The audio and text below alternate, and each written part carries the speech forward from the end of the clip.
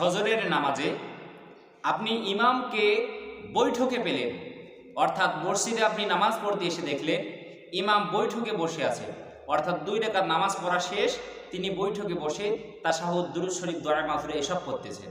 আপনি এই অবস্থায় আসলেন, তাহলে আপনি এখন কি করবেন? মুক্তাদি হিসেবে আপনার করণীয় কি? আমি লক্ষ্য করেছি এই বিষয়টা আপনার শতকরা 40% মানুষ জানে না। এসে দেখলো মসজিদে এসে দেখতেছে ইমাম বসে আছে, সালাম ফিরাবেন, এইরকম অবস্থায় এই মানুষটা, অনেক মানুষ কিন্তু ভুল করে থাকে, চরম ভুল করে থাকে। তো আমি মসজিদে আসার পর দেখি ইমাম যদি বসে থাকেন, বৈঠকে বসে থাকেন, সালাম ফিরান নাই। অনেক মানুষ দেখা যায় যদি নামাজটা জোহরের নামাজ হয় 4 রাকাত ফরজ নামাজ, তাহলে দেখা যায় যে এই মানুষটা তখন অপেক্ষা করে যে দেখি 2 রাকাত নামাজ হয়েছে নাকি, এরপরে ইমাম দাঁড়াবে, আমি তখন নামাজ শুরু করব।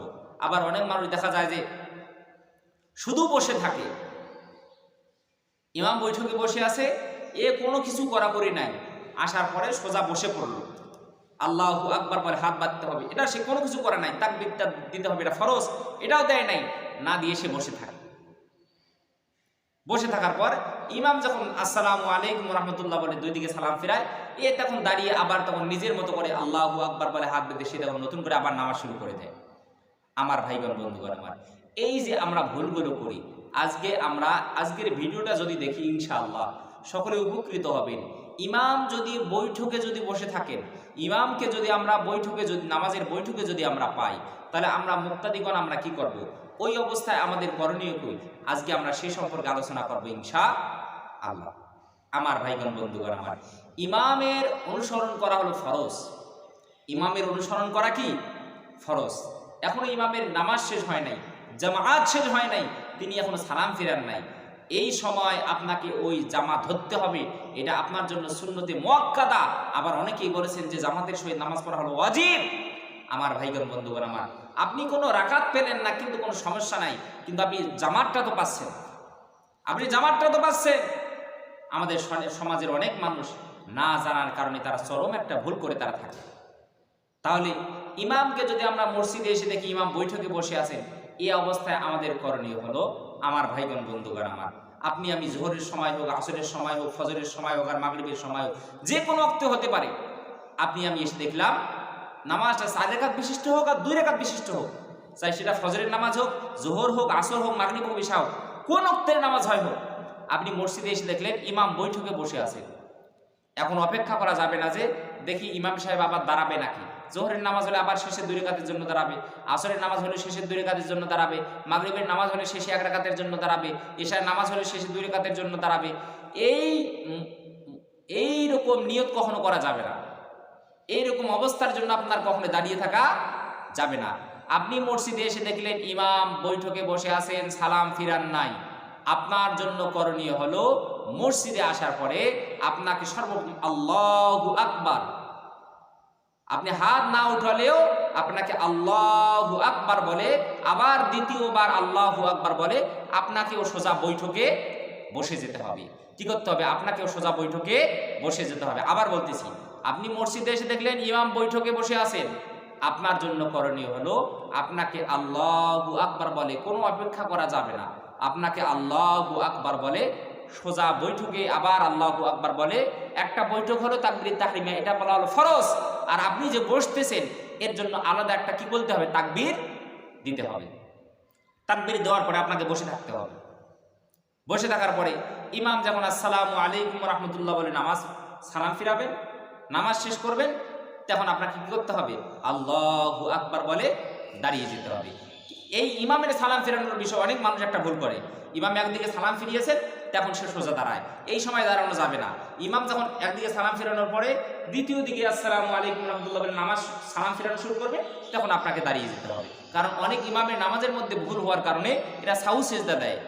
তো এই কারণে 2 দিকে সালাম ফেরানো যখন কমপ্লিটের মতো হয়ে যাবে, তখন আমাদেরকে দাঁড়িয়ে বাকি নামাজ আমাদেরকে সম্পূর্ণ করতে হবে।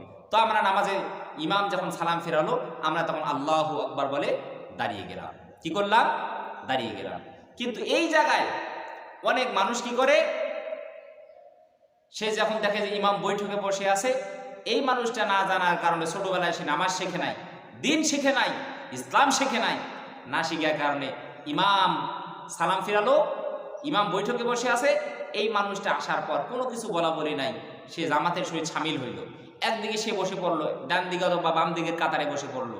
বসে পড়ার পরে বসে আছে, চুপচাপ বসে আছে। এরপরে ইমাম দেখলো, সালাম ফিরালো, তার ইমামের নামাজ শেষ। এ তখন দাঁড়িয়ে আলাদাভাবে এ তখন আল্লাহু আকবার বলে, নতুন করে আবার নামাজ শুরু করে দেয়। ভাই, আপনি ইচ্ছা করে আপনি জামাতটা ত্যাগ করলেন, আপনি ইচ্ছা করে আপনি জামাতটা ত্যাগ করলেন। জামাতের সহিত নামাজ পড়া হলো সুন্নতে মুআক্কাদা, আবার অনেকেই বলেছেন ওয়াজিব। জামাত কখনো ছেড়ে দেওয়া যাবে না। বিশ্বনবী সাল্লাল্লাহু আলাইহি ওয়াসাল্লাম বলেছেন, যারা ইচ্ছাকৃতভাবে যারা জামাত যারা ত্যাগ করে, আমার মন চায় আমি কাঠ আগুন দিয়ে লাকড়ি দিয়ে এদের বাড়িঘরগুলো জ্বালিয়ে দিই।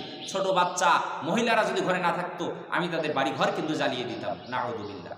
এই কারণে আপনি আমি যে অবস্থায় আসে কেন, ইমামকে যদি আমরা দেখি বৈঠকে, তাহলে আমাদের করণীয় হলো আল্লাহু আকবার বলে আমাদের সোজা বৈঠকে দ্বিতীয়বার আল্লাহু আকবার বলে বৈঠকে যাওয়া। আমাদের কখনো এমনিতেই এসে বসে থাকা যাবে না, আমাদেরকে এমনিতেই এসে কখনো বসে থাকা যাবে না। যেটা আমি অসংখ্যবার লক্ষ্য করেছি যে অনেক মানুষ তারা এসে এমনিতেই বসে থাকে। ইমাম যখন সালাম ফিরায়, এ তখন দাঁড়িয়ে নতুন করে সে তখন নামাজ শুরু করে দেয়। ভাই, না জানার কারণে এত বড় একটা ভুল, আমরা জামাতটা ত্যাগ করলাম। এই কারণে আপনি আমি যদি এসে দেখি মসজিদে ইমাম বৈঠকে বসে আছেন, আপনার আমার করণীয় হলো আল্লাহু আকবার বলে নামাজটা শুরু করা। এটা দিয়ে শুরু না করলে ভাই, আপনার আমার কিন্তু আমি কিন্তু কি জামাত পাবো না। তাহলে ইমাম যখন এই সালাম ফেরানোর পরে আমরা দাঁড়িয়ে গেলাম, দাঁড়ানোর পরে ফজরের 2 রাকাত নামাজে ইমাম কি করেন, সূরা কিরাত মিলিয়ে পড়েন। এরপরে আমরা প্রথম রাকাতে দাঁড়িয়ে সূরাতুল ফাতিহা পড়ব, সূরাতুল ফাতিহার সাথে আরেকটা সূরা মিলাবো। আপনি আমি যে সূরাটা জানি, ইমাম নামাজি ফজরের নামাজে লম্বা কিরাত পড়েছেন, আপনাকে আমাকে লম্বা কিরাত পড়তে হবে কি এমনটা নয়। তো আপনি ধরেন যে সূরা ফিল জানেন বা আয়াতুল্লাজি জানেন, আপনি সেগুলো পড়লেন প্রথম রাকাতে। এরপর আপনি রুকু করবেন, সিজদা করবেন, করার পর আপনি আল্লাহু আকবার বলে দ্বিতীয় রাকাত নামাজের জন্য দাঁড়িয়ে যাবেন। দ্বিতীয় রাকাত নামাজের জন্য দাঁড়িয়ে আবার আপনি কি করবেন, সূরাতুল ফাতিহা পড়বেন। সূরাতুল ফাতিহা পড়ার পরে এর সাথে আপনি কি করবেন, আর একটা সূরা মিলাবেন। আপনি যে সূরা জানেন, আপনি একটা সূরা জানেন, ওই একটা সূরা দিয়ে আপনি কি করবেন, 2 রাকাত নামাজ আদায় করবেন।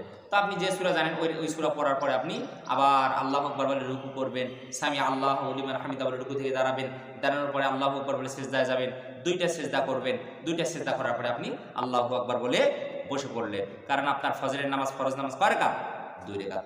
বসার পরে আপনাকে তাশাহুদ পড়তে হবে, দুরূদ শরীফ পড়তে হবে, দোয়া মাসুরা পড়তে হবে। তাশাহুদ কোনটা, আত-তাহিয়াতু লিল্লাহি ওয়াস সালাওয়াতুত তাইয়্যিবাত, এটা পড়তে হবে। আর দুরূদ শরীফ হলো আল্লাহুম্মা সাল্লি আলা মুহাম্মাদিন ওয়া আলা আলি মুহাম্মাদ কামা সাল্লাইতা আলা ইব্রাহিম। এটা 2টা অংশ, 2টা আমাদেরকে পড়তে হবে। পড়ার পরে আমাদেরকে দোয়া মাসুরা পড়তে হবে। অনেক মানুষ দোয়া মাসুরা জানে না, আপনারা মুখস্থ করে নেবেন। এটা অত্যন্ত একটা সহজ এবং গুরুত্বপূর্ণ একটা দোয়া। আল্লাহুম্মা ইন্নী যালামতু নাফসি যুলমান কাসীরা ওয়া লা ইয়াগফিরুয যুনুবা ইল্লা আনতা। আল্লাহ, তুমি ছাড়া আর কেউ ক্ষমাকারী নাই। ফাগফিরলি মাগফিরাতাম মিন ইনদিকা ওয়ারহামনি ইন্নাকা আনতাল গফুরুর রহিম। এরকম করে আমরা দোয়া মাসুরাটা শেষ করার পরে আমরা আসসালামু আলাইকুম ওয়া রাহমাতুল্লাহ, আসসালামু আলাইকুম ওয়া রাহমাতুল্লাহ বলে আমরা আমাদের নামাজটা শেষ করব। আল্লাহ পাক রব্বুল আলামিন আমাদের নামাজকে সুন্দর করে আদায় করার তৌফিক যেন দান করে, সকলে বলি আল্লাহুম্মা আমিন।